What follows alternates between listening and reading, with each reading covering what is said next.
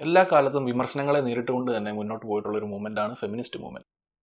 മലയാളി സമൂഹം ഫെമിനിസത്തെ അറപ്പോടെ കാണുന്നതും ഫെമിനിസ്റ്റുകളെ നികൃഷ്ട ജീവികളെ പോലെ കാണുന്നതും ശരിയായിട്ടുള്ളൊരു നിലപാടാണോ? ഈ വിഷയത്തെപ്പറ്റി ഞാൻ മനസ്സിലാക്കിയിട്ടുള്ള കാര്യങ്ങളാണ് ഈ വീഡിയോയിലൂടെ നിങ്ങളുടെ അടുത്ത് ഞാൻ സംസാരിക്കാൻ പോകുന്നത്.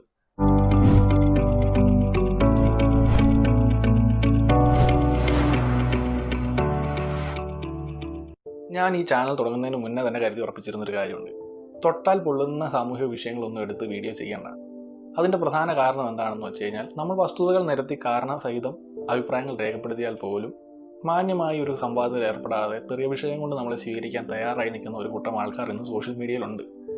അത്തരക്കാരുമായി തർക്കത്തിൽ ഏർപ്പെട്ട് കഴിഞ്ഞാൽ നമ്മളെ ഏത് ലെവൽ വരെയും താഴേക്ക് കൊണ്ടുപോകാൻ തയ്യാറായിട്ട് തന്നെ ആയിരിക്കും അവർ വന്നിരിക്കുന്നത്. പക്ഷേ ഈ വിഷയത്തിൽ ഒരു വീഡിയോ ചെയ്തേ മതിയാവൂ എന്ന് എനിക്ക് തോന്നാൻ രണ്ട് കാരണങ്ങളുണ്ട്. സമൂഹ മാധ്യമങ്ങളിലൂടെ ഒരു വ്യക്തിക്ക് ആരെയും കൂസാതെ എന്ത് അസഭ്യം വേണമെങ്കിലും പറയാനുള്ള ധൈര്യം കാണിക്കാമെങ്കിൽ, അയാൾ ചെയ്ത തെറ്റുകൾ ന്യായീകരിക്കാനും അതിലെ ശരികൾ കണ്ടെത്താനും ഇന്ന് ആളുകൾ നിലവിലുണ്ടെങ്കിൽ, സഭ്യമായ രീതിയിൽ എൻ്റെ അഭിപ്രായം രേഖപ്പെടുത്താനായി ഞാൻ മടി കാണിച്ചു കഴിഞ്ഞാൽ എൻ്റെ ഉള്ളിൽ ഞാൻ തന്നെ തോറ്റുപോകും. രണ്ടാമത്തെ കാരണം എന്താണെന്ന് വെച്ചാൽ, ഇത്തരം ഒരു പ്ലാറ്റ്ഫോമിൽ വീഡിയോ ചെയ്യുന്ന ഒരാളെന്ന നിലയിൽ എൻ്റെ അഭിപ്രായം രേഖപ്പെടുത്താൻ ഏറ്റവും മികച്ച മാർഗം വീഡിയോ മുഖാന്തരം തന്നെയാണെന്ന് എനിക്ക് തോന്നി. ഈ വീഡിയോയുടെ ഉദ്ദേശം ഫെമിനിസ്റ്റ് എന്ന് സ്വയം വിശേഷിപ്പിക്കാത്തവരെ എല്ലാം തരം താഴ്ത്തി കാണിക്കുക എന്നുള്ളതല്ല, മറിച്ച് ഫെമിനിസം എന്നതിനെ ഞാൻ എങ്ങനെ മനസ്സിലാക്കുന്നു എന്നതിനെപ്പറ്റി സംസാരിക്കാനും അതിനോടൊപ്പം ഫെമിനിസത്തിന് ഇന്ന് ലഭിക്കുന്ന അത്രയും വിമർശനങ്ങൾ ലഭിക്കാൻ എന്തുകൊണ്ട് അർഹിക്കുന്നില്ല എന്ന് പറയാനുമാണ്. എന്താണ് ഫെമിനിസം എന്ന വാക്കുകൊണ്ട് അർത്ഥമാകുന്നത്? ഏറ്റവും ലളിതമായിട്ട് പറഞ്ഞു കഴിഞ്ഞാൽ, സ്ത്രീകൾക്ക് സമൂഹത്തിലും നിയമത്തിന് മുന്നിലും പുരുഷന്മാർക്ക് എന്ന പോലെ തുല്യ പരിഗണന എല്ലാ വിഷയത്തിലും അർഹിക്കുന്നു എന്ന വാദഗതി മുന്നോട്ട് വയ്ക്കുകയാണ് ഫെമിനിസം ചെയ്യുന്നത്. അതായത് അടിസ്ഥാനപരമായി സ്ത്രീ പുരുഷനേക്കാൾ കൂടിയതാണെന്നോ സ്ത്രീകൾ ചെയ്യുന്നതോടെ എല്ലാ തെറ്റുകളും ശരിയായി മാറുന്നു എന്നൊന്നും ഫെമിനിസം പറയുന്നില്ല. മറിച്ച് പുരുഷനുള്ള അതേ അളവിൽ സ്വാതന്ത്ര്യത്തിനും തനിക്ക് ശരിയെന്ന് തോന്നുന്ന പ്രവൃത്തിയിൽ ഏർപ്പെടാനുള്ള അവകാശത്തിനും അർഹതയുണ്ട് എന്ന് മാത്രമാണ് ഫെമിനിസം പറയുന്നത്. ഒരു വ്യക്തി എന്ന നിലയിൽ താൻ എന്ത് ചെയ്യണം, എന്താവണം, എന്ത് പറയണം, ഏതുതരം വസ്ത്രം ധരിക്കണം, എങ്ങനെയുള്ള ഭക്ഷണം കഴിക്കണം, ആരോടൊക്കെ ഇടപഴകണം എന്നുള്ള കാര്യങ്ങളിലെല്ലാം തന്നെ ജെൻഡറിന്റെ ബേസിസിൽ ഒരു വേർതിരിവുണ്ടാകരുത്. മറ്റൊരാളുടെ വ്യക്തി സ്വാതന്ത്ര്യം അയാൾ ഏത് വിഭാഗത്തിൽപ്പെടുന്ന ആളാണെങ്കിലും അത് അയാളുടെ മാത്രമായിരിക്കണം. നമ്മുടെ നാട്ടിൽ ഫെമിനിസം എന്ന് കേൾക്കുമ്പോഴത്തേക്കും മുറഞ്ഞു തുള്ളുന്നവരിൽ ഭൂരിഭാഗവും മേൽ പറഞ്ഞ കാര്യങ്ങൾ ഉൾക്കൊള്ളാൻ കഴിയാത്തവരോ അല്ലെങ്കിൽ അത് മനസ്സിലായിട്ടും തൻ്റെ പ്രിവിലേജിൽ നിന്നുകൊണ്ട് അത് അംഗീകരിക്കാൻ കഴിയാത്തവരോ ആയിരിക്കും. അങ്ങനെയുള്ളവരെ സംബന്ധിച്ചിടത്തോളം സ്ത്രീകളുടെ സ്ഥാനം എപ്പോഴും പുരുഷന്മാർക്ക് അടിയിൽ തന്നെയായിരിക്കും. എന്നാൽ സമൂഹത്തിലുള്ള എല്ലാത്തരം ആൾക്കാരും ഇത്തരക്കാരായിരിക്കണം എന്നുള്ള അഭിപ്രായമൊന്നും എനിക്കില്ല. പക്ഷേ ഇത്തരക്കാർക്ക് വളരാനുള്ള വളം വച്ചു കൊടുക്കുന്നത് കൂടുതലും ഉള്ളിലെ കടുത്ത സ്ത്രീവിരുദ്ധത തിരിച്ചറിയാത്ത ഫെമിനിസ്റ്റുകളെ ഫീമെയിൽ ടെററിസ്റ്റുകളായി കണക്കാക്കുന്ന സോഷ്യൽ മീഡിയയിൽ വളരെ ആക്റ്റീവായിട്ടുള്ള ഭൂരിഭാഗം വരുന്ന സാധാരണക്കാരായ ജനങ്ങൾ തന്നെയാണ്. ഈ ഒരു വിഭാഗത്തിൽ പുരുഷന്മാരും സ്ത്രീകളും പെടും.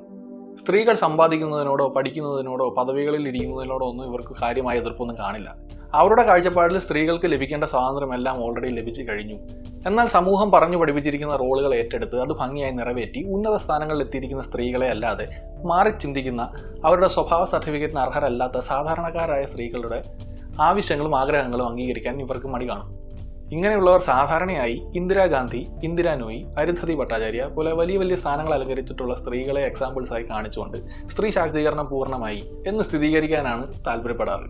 എന്നാൽ ഇത്തരം വലിയ വലിയ അച്ചീവ്മെന്റ്സ് ഒന്നുമില്ലാത്ത സാധാരണക്കാരായ സ്ത്രീകൾ അവരുടെ സ്വാതന്ത്ര്യം എക്സ്പ്രസ് ചെയ്യാൻ ശ്രമിച്ചു കഴിഞ്ഞാൽ ഇത്തരക്കാരുടെ മറുപടി ഇങ്ങനെയായിരിക്കും: ഇവളുമാരൊക്കെ നാണമില്ലാതെ ഷോ കാണിക്കുന്ന കണ്ടില്ലേ, ഇവരൊക്കെ ആരെ കണ്ടാ പഠിക്കുന്നത്, നാടിന് വേണ്ടി വല്ല ഗുണം ഇവർ ചെയ്തിട്ടുണ്ടോ, വലിയ വലിയ പദവിയിലിരിക്കുന്ന സ്ത്രീകളെ കണ്ട് പഠിക്കണം, അതാണ് യഥാർത്ഥ ഫെമിനിസം, ഇവളുമാർക്കൊന്നും കിട്ടിയത് പോരാഞ്ഞിട്ടാണ്.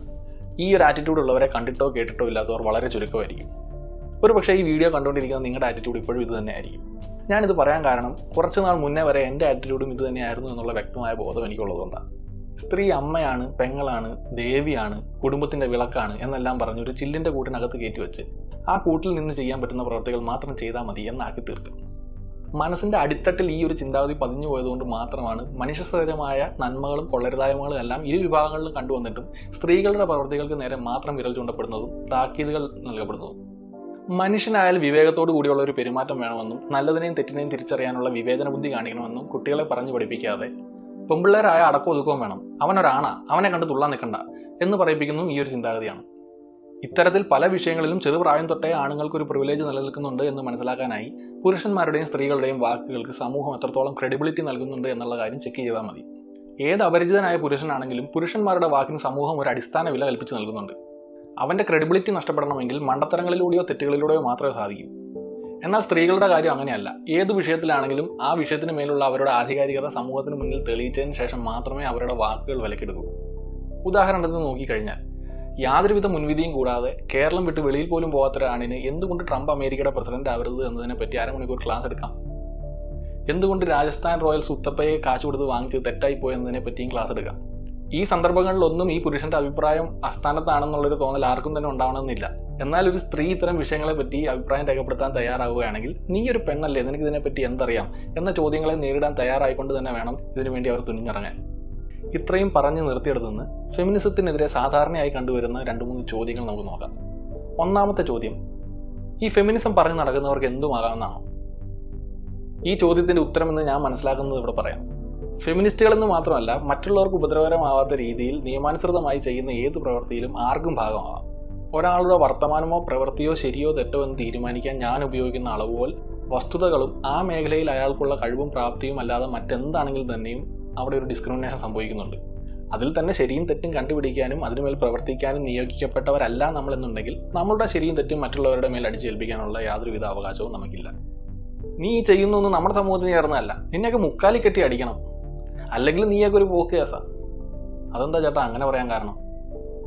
നീ ഒരു പെണ്ണാ, നിനക്ക് നിന്റെ സമൂഹത്തിന് നിലയും വിലയും കാത്തു സൂക്ഷിക്കണ്ടേ? ഇത്തരത്തിലൊരു സാഹചര്യത്തിലൂടെ കടന്നു പോയിട്ടുള്ളവരായിരിക്കും ഭൂരിപക്ഷം സ്ത്രീകളും.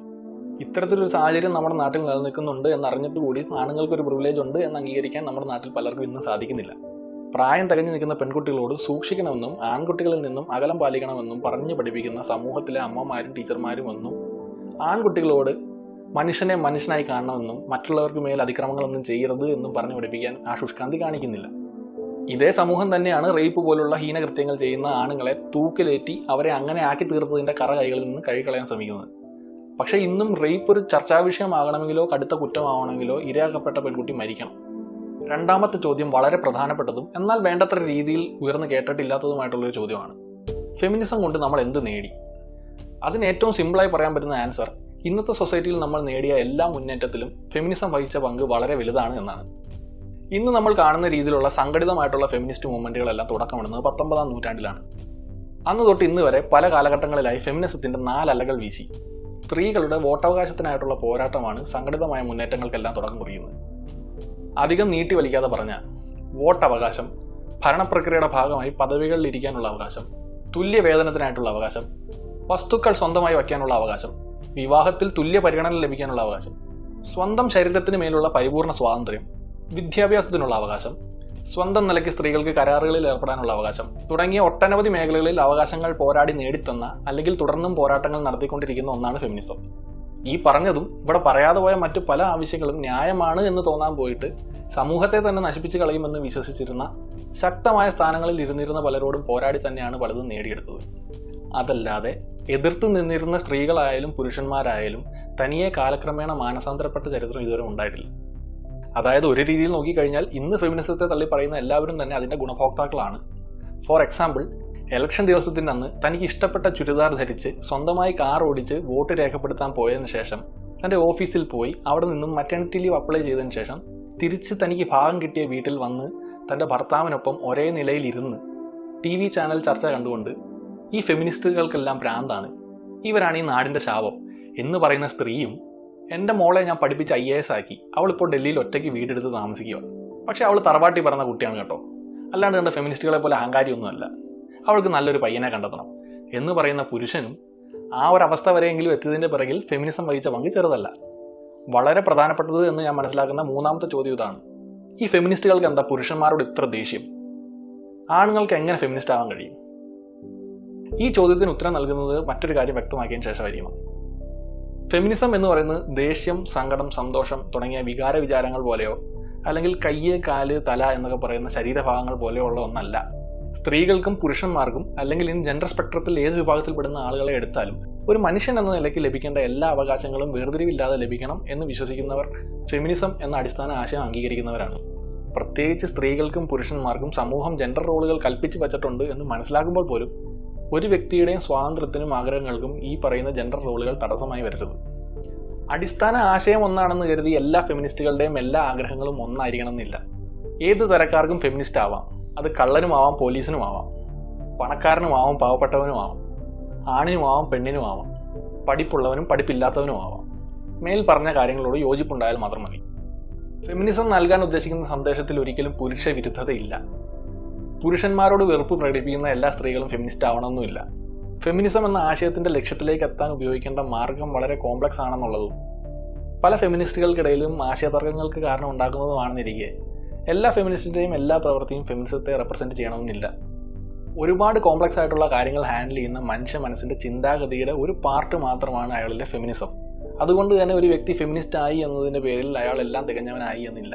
ഞാനൊരു ഫെമിനിസ്റ്റ് ആണെന്ന് കരുതി നാളെ ഞാനൊരു തെറ്റ് ചെയ്ത് ശിക്ഷിക്കപ്പെടുകയാണെങ്കിൽ അതിനെ ന്യായീകരിക്കാനുള്ള ബാധ്യത മറ്റ് ഫെമിനിസ്റ്റുകൾക്കോ ഫെമിനിസത്തിനോ ഇല്ല. അടുത്തതായി പലപ്പോഴും കേട്ടുവരുന്നൊരു കാര്യം കൂടിയുണ്ട്. തുല്യതയാണ് ലക്ഷ്യമെങ്കിൽ എന്തുകൊണ്ട് ഈക്വലിസം അല്ലെങ്കിൽ ഇഗാലിറ്റേറിയനിസം എന്നൊന്നും പറയുന്നില്ല?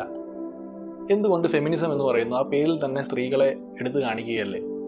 ഇതിലും ഞാൻ മനസ്സിലാക്കുന്നത് കുറച്ചുകൂടി കോംപ്ലക്സ് ആയിട്ടുള്ളൊരു കാര്യമാണിത്. കാരണം ഈക്വലിസം അല്ലെങ്കിൽ ഇഗാലിറ്റേറിയനിസം എന്ന് പറയുന്നത് വളരെ ബ്രോഡായിട്ടുള്ളൊരു ടേമാണ്. അതിലെല്ലാം തുല്യമാണ് എന്ന് മാത്രമേ പറഞ്ഞു വയ്ക്കുന്നുള്ളൂ. അപ്പോൾ അവിടെ അടിച്ചമർത്തപ്പെട്ടവർക്ക് നൽകേണ്ട എക്സ്ട്രാ പരിഗണന പലപ്പോഴും കൊടുക്കാൻ പറ്റാതെ വരും.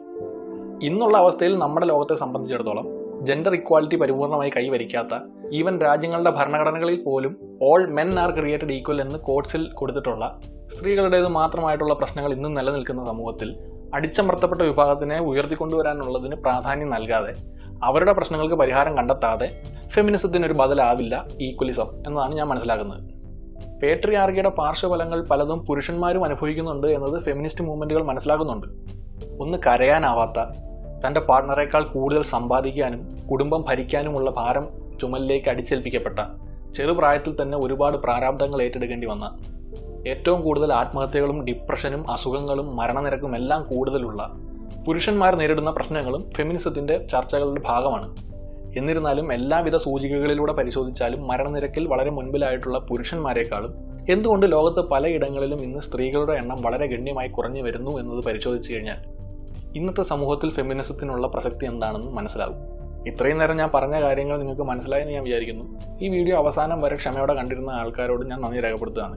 ഞാൻ പറഞ്ഞ കാര്യങ്ങളിൽ എന്തെങ്കിലും വസ്തുതാപരമായി തെറ്റുണ്ടെങ്കിലോ അല്ലെങ്കിൽ നിങ്ങൾക്ക് എതിരഭിപ്രായം ഉണ്ടെങ്കിലോ അതുമല്ല നിങ്ങൾക്ക് എന്തെങ്കിലും കൂട്ടിച്ചേർക്കാനുണ്ടെങ്കിലോ എന്നെ എന്തായാലും അറിയിക്കണം, കമൻറ്റ് ബോക്സ് വഴി അറിയിക്കണം. സോ പുതിയൊരു വീഡിയോയുമായി ഞാൻ വരുന്നത് വരെ ബൈ ബൈ.